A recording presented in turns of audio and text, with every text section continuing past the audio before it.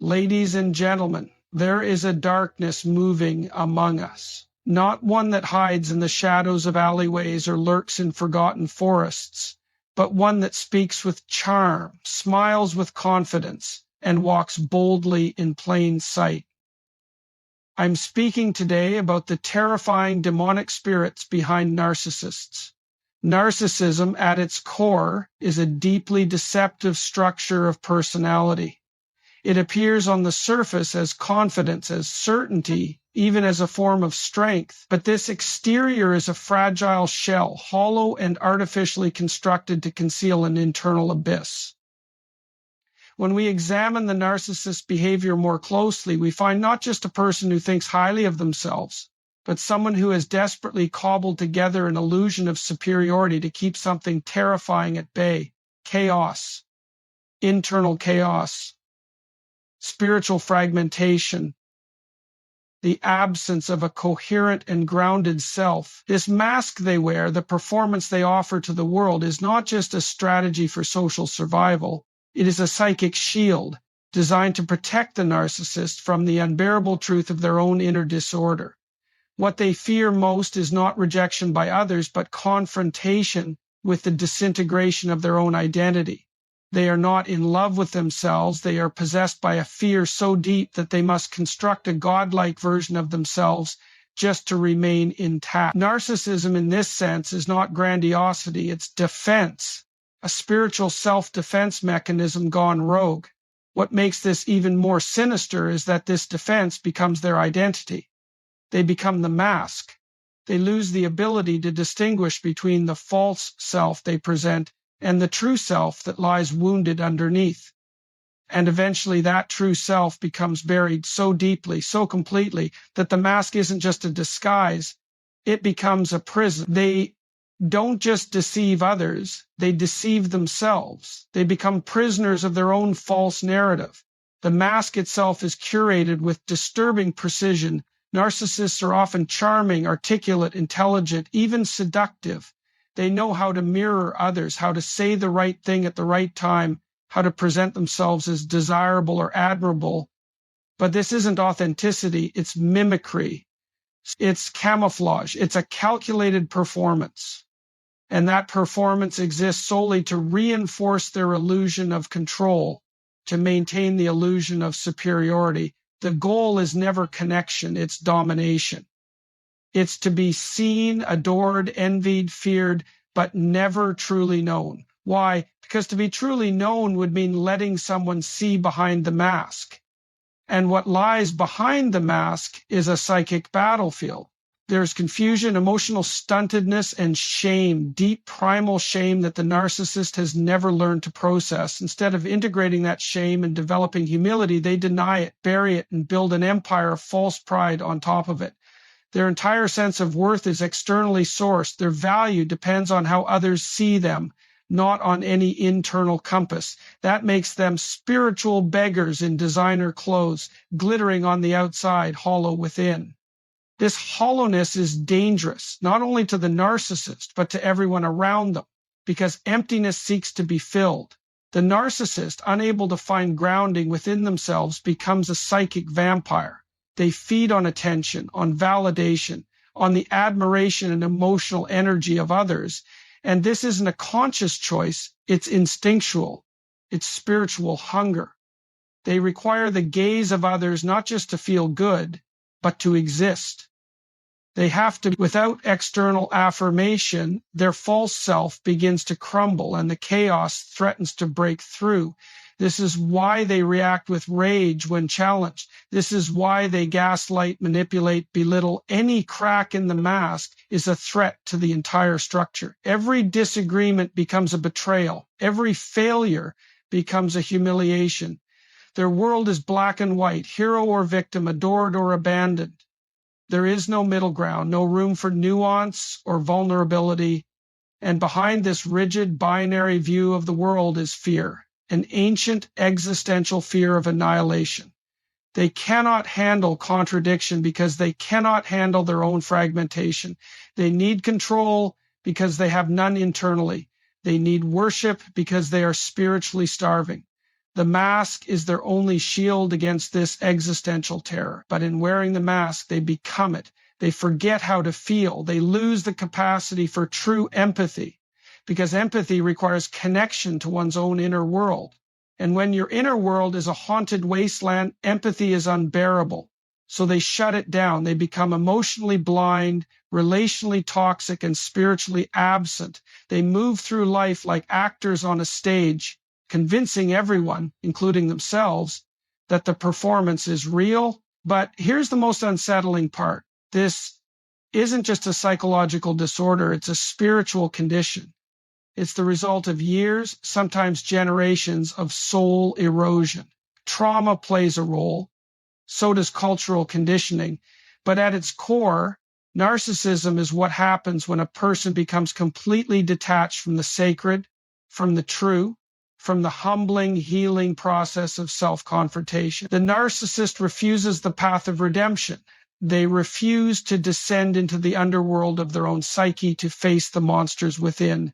Instead, they rise artificially, pridefully, believing themselves to be untouchable, and like Icarus flying toward the sun, they mistake their wings for divinity, not realizing they are held together by fragile threads. That mask they wear, it's not just covering a wound, it's hiding a void. A spiritual vacuum that, left unchecked, begins to draw in whatever energy it can. That's where the demonic metaphor comes into play, because when there is a void in the soul and it is not filled with truth, love, humility, and reverence, something else will move in. And that something else is not neutral. It is not kind. It is not sane. It is cunning. It is manipulative. It whispers lies and feeds the ego until the person becomes so inflated, so disconnected from reality that they are no longer a self. They are a shell, a vessel for pride, a puppet for forces they don't understand and don't even realize are using them. And once that happens, the person isn't just dangerous, they are possessed.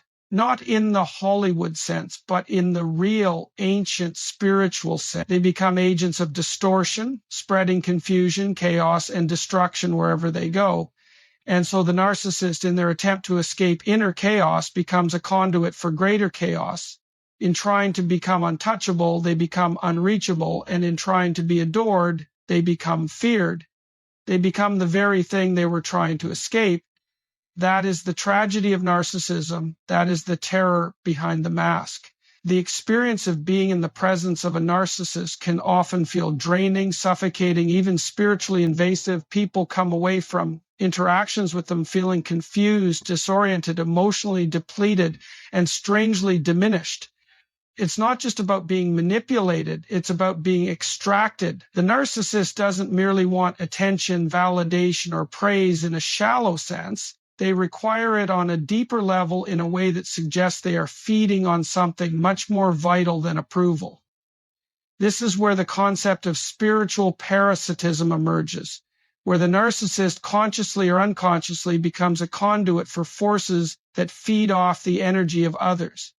This isn't metaphorical in a poetic sense. It is experiential. Victims of narcissistic abuse often describe a kind of soul fatigue, a sensation that goes far beyond emotional exhaustion. They speak of being emptied, like something sacred has been siphoned out of them. And the narcissist in these moments appears energized, emboldened, almost high on the chaos they've created. That transaction, where one leaves weaker and the other stronger, is not simply psychological. It resembles a kind of predatory feeding, a spiritual exchange in which one party gains vitality at the expense of another.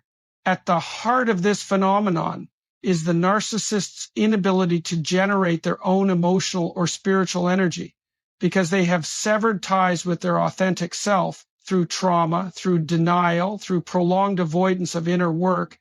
They've also lost access to the internal wellspring that nourishes most healthy individuals. Where others draw on inner strength, clarity, and peace, the narcissist relies on external supply, the reactions, emotions, and attention of others. They don't feel whole unless someone else is orbiting around them, giving them meaning. They are energetically dependent, like a parasite attached to a host. This dynamic becomes most visible in close relationships. A narcissist will often attach themselves to emotionally intelligent, empathetic individuals, not because they value empathy, but because they need it. Empaths become a source of emotional nutrition. The narcissist thrives off their compassion, their vulnerability, their hope for reconciliation. And the more the empath gives, the more the narcissist takes. But the narcissist does not reciprocate. They offer false promises, intermittent reinforcement, and a carefully constructed image that manipulates others into continued investment. It's a cycle of emotional extraction, one party giving and losing, the other taking and growing more inflated. This parasitic behavior escalates over time. It's not enough for the narcissist to be admired. They want to be obeyed. It's not enough to be loved. They want to be worshipped. As they grow more dependent on external supply, their tactics intensify. They employ guilt, shame, triangulation, and subtle threats to keep their victims locked in a state of emotional servitude. They will reward compliance and punish dissent. They want others around them not just to reflect their greatness, but to surrender to it. This isn't about connection, it's about consumption.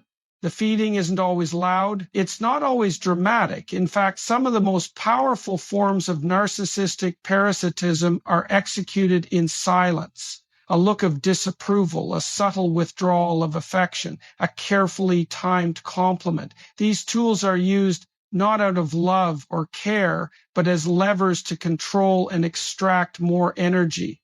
The narcissist knows how to make people dance emotionally, and each dance step pulls another drop of attention, another ounce of focus, another hit of ego validation. Like a spirit that cannot exist in isolation, they roam from person to person, interaction to interaction, constantly needing someone else's energy to validate their fragile identity. This dependency makes them volatile.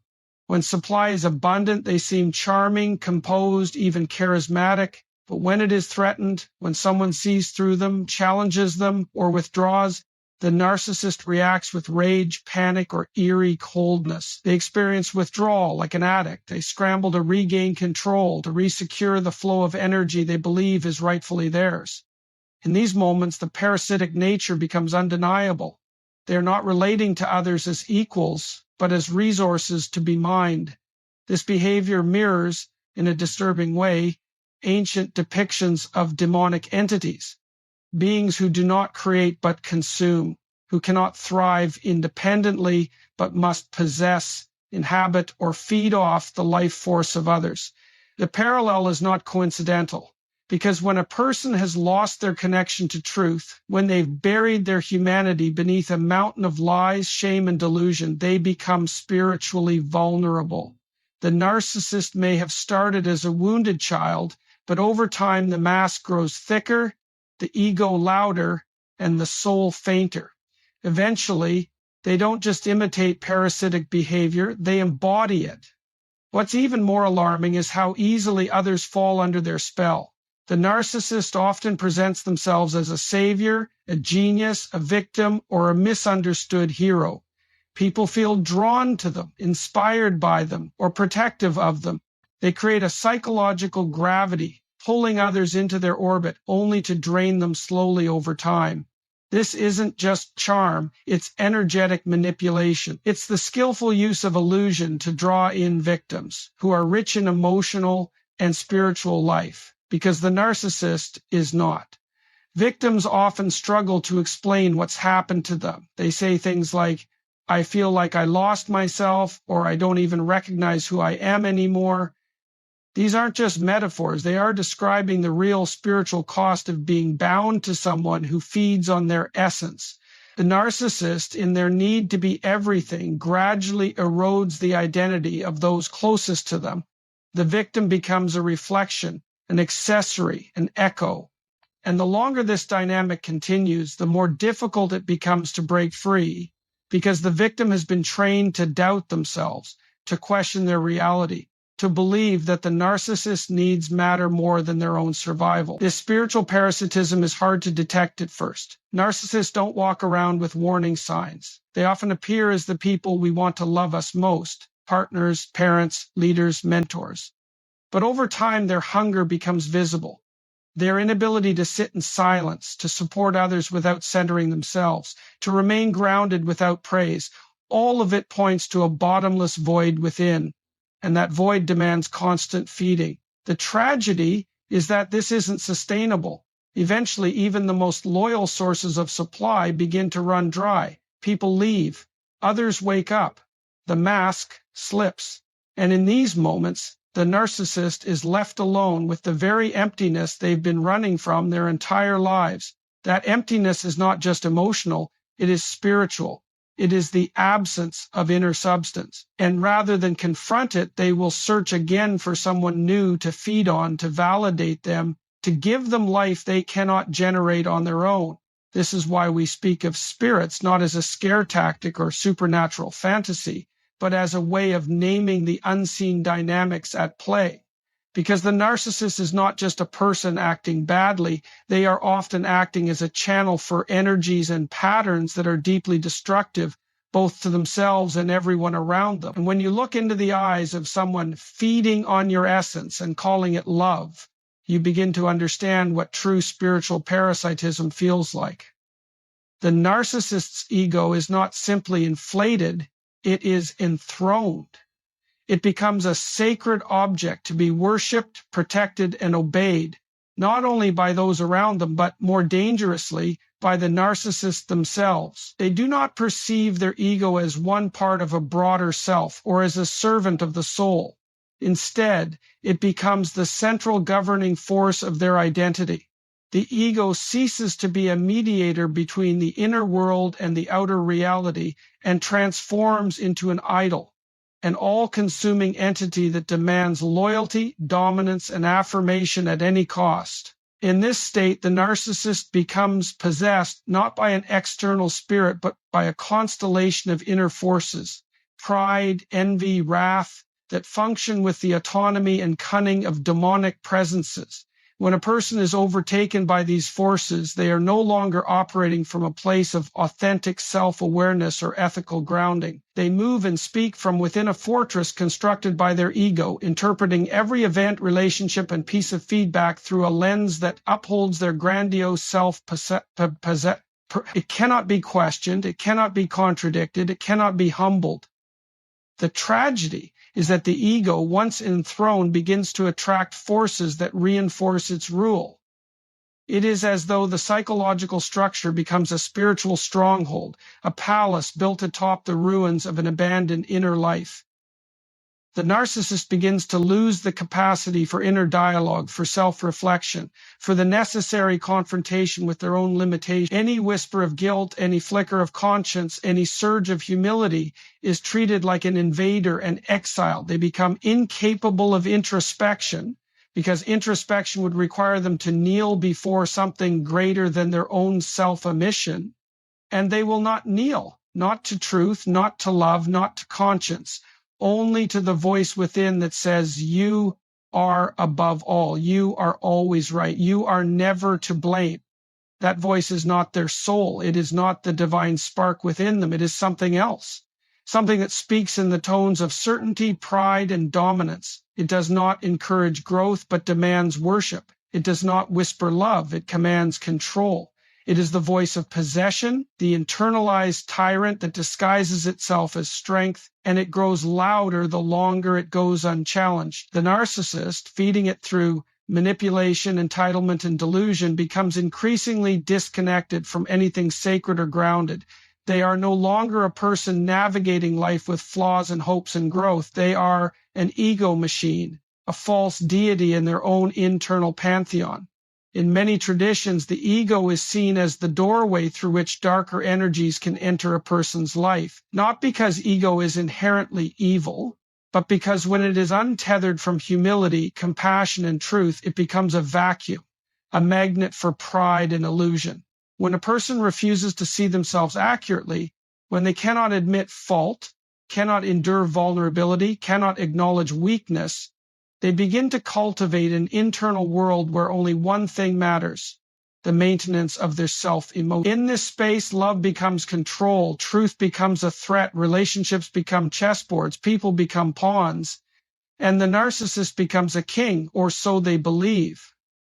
But kingship built on lies must be defended with increasing cruelty, because deep down the narcissist knows there is a flicker, a faint ache of recognition that they are not what they pretend to be, that their greatness is fragile, that their power is performative. But that flicker is unbearable. To feel it would be to unravel. And so it is buried, silenced, denied, and in its place rises rage, blame, projection. Every crack in the mirror is someone else's fault. Every loss is the result of others' stupidity or jealousy. The ego cannot be at fault. It must always be innocent, always victorious, always supreme. This is not confidence. This is spiritual delusion. As this process deepens, the narcissist becomes less and less capable of empathy. Empathy requires one to step outside the self, to feel another's experience as if it were one's own.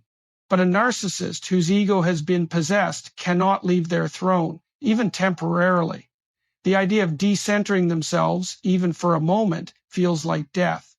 And so they remain locked inside themselves, unable to truly connect. They may mimic empathy, learn the right words, perform concern, but it is all in service of the ego. It is calculated, strategic, emotional theater designed to preserve control. The irony is that the narcissist often believes they are the most emotionally intelligent, the most insightful, the most enlightened. Their ego whispers that they are not just better, they are chosen, special, above the rules that apply to others. They may dress this up in spiritual language, intellectual arrogance, or moral superiority, but it is all the same script. A divine narrative written by their own ego where they play the hero, the victim, the prophet, anything but the villain. This is why they are so resistant to change. To change would be to admit they were wrong. To grow would be to admit they were once small. And the ego, enthroned and possessed, will not allow such humility. In this state, the narcissist begins to operate less like a human and more like an archetype, an avatar of pride, of vanity, of wrath. Their actions become predictable in their destructiveness. Their patterns repeat with uncanny precision. They destroy relationships, sabotage trust, corrode communities, all while maintaining the illusion that they are the misunderstood genius, the unappreciated truth teller, the innocent one who only ever tried to help. They lie with ease, they twist facts, they gaslight without remorse, not because they are calculating devils, but because the ego they serve demands it. They are no longer the master of their own house. The house has been taken over. And when this happens, the narcissist becomes a vector for spiritual illness, not only for themselves, but for everyone they touch. Their presence can create confusion, division, fear, and instability. They can turn healthy people into anxious wrecks. They can make wise people question their sanity. They can invert reality so thoroughly that truth begins to sound like slander and abuse begins to look like love. These are not just personality flaws. These are signs of possession. Possession by an ego that has closed itself to truth, bound itself to illusion, and become the throne for destructive spiritual forces that have no interest in redemption. What makes this even more chilling is that the narcissist rarely sees it. They believe they are in control. They believe they are awakened. But in reality, they are being used by the very energies they believe they command. Their pride is not their own. It is the pride of a force that seeks only separation, destruction, and domination. The narcissist becomes the instrument, not the composer. And in this orchestration of ego and illusion, they bring about suffering, not just for others, but eventually for themselves. Because no throne made of lies can hold forever. No spirit can possess a soul eternally without cost. And the higher the narcissist climbs on the ladder of their own delusion, the harder and more devastating the fall will be. The narcissist lives inside a carefully constructed illusion, and this illusion requires constant maintenance. Unlike a grounded person who allows reality to shape them, who is willing to be humbled, to adjust, to wrestle with complexity, The narcissist cannot risk such surrender. They must always appear composed, superior, flawless. But beneath this perfection is a gaping void, a deep insecurity that they dare not face. And so rather than confront truth, they fabricate it. They distort events. They rewrite history. They recast themselves as the victim or the hero, depending on what narrative serves them best in the moment. This habit of constant distortion doesn't stop at manipulating others. It becomes self-deception. They lie to themselves first and then live inside the lie until it becomes their reality. Over time, this repeated distortion doesn't just remain psychological, it becomes spiritual. The narcissist begins to align not with truth, but with falsehood. The more lies they tell, the more they become a conduit for deception itself. The mask fuses with the face. And the frightening part is, the narcissist becomes increasingly incapable of distinguishing truth from illusion. They believe their own lies. They believe the image they project, their false self, the grandiose, unassailable, perfect persona, becomes their reality, and they will protect it as if it were their soul. This is where the spiritual element intensifies, because when someone substitutes truth with illusion on such a deep level, they are no longer simply misguided. They are in rebellion against what is real. That rebellion is not harmless. It infects everything they touch. Their relationships become battlegrounds, not just of emotion, but of reality itself. The narcissist will insist that their version of events is the only valid one. They will deny facts, reject accountability, twist words, reinterpret motives, all to preserve the illusion of their superiority or innocence. And they do so with remarkable conviction. It's not just about getting others to believe them, it's about needing them to. Because if others stop believing in the narcissist's version of the truth, the illusion begins to crack. And if the illusion cracks, the narcissist is confronted with what they have spent a lifetime avoiding, their emptiness, their shame, their weakness. To prevent that collapse, they will gaslight, smear, manipulate, and even destroy. This compulsive distortion of truth mirrors what many traditions describe as demonic influence, not necessarily in the theatrical sense, but in the slow erosion of what is sacred. Truth is sacred. Reality, no matter how uncomfortable, is the ground on which growth and transformation occur. But the narcissist cannot remain on that ground. It is too threatening, and so they climb higher into illusion, building layer upon layer of justification, denial, projection. And the more they do this, the more they become aligned with what resists truth. They are no longer guided by conscience, but by self-interest. Not by clarity, but by control. They become agents not of light, but of confusion. And confusion is their weapon. The narcissist doesn't just lie, they make others question their perception of reality. They don't just hide the truth, they make the truth seem dangerous. In arguments, they shift blame so effortlessly that the victim ends up apologizing. In conflict, they use half-truths, twisted logic, and feigned innocence to blur the moral lines. The result is not just manipulation, it's disorientation. Victims walk away wondering if they're the problem, if they're too sensitive, if they imagined the abuse. This psychological chaos serves the narcissist because in the fog of confusion, their illusion remains unchallenged. But this illusion requires energy. It's exhausting to maintain. The narcissist is always acting, always calculating, always adjusting their mask to fit the room. They cannot rest because rest would mean removing the mask, and they fear what lies beneath it. So they continue the performance. Over time, they lose touch with who they are. Their true self becomes buried under years of pretense, denial, and control. And this buried self doesn't simply disappear. It festers. It becomes a source of inner torment, and to keep it suppressed, the narcissist becomes more dependent on the illusion, more aggressive in defending it, more hostile to anything that threatens it. And anything can be a threat: honesty, intimacy, vulnerability, even love. Because love requires authenticity, it requires truth, and truth is what the narcissist has abandoned in favor of the illusion. So they sabotage intimacy, attack those who care about them, and retreat deeper into the fantasy. They may appear confident, charismatic, even inspirational, But beneath the surface is someone at war with reality, someone who fears truth more than they fear loneliness or ruin. And this is what makes their presence spiritually corrosive. They don't just lie, they invite others to live inside the lie with them. And those who do slowly lose touch with their own sense of truth.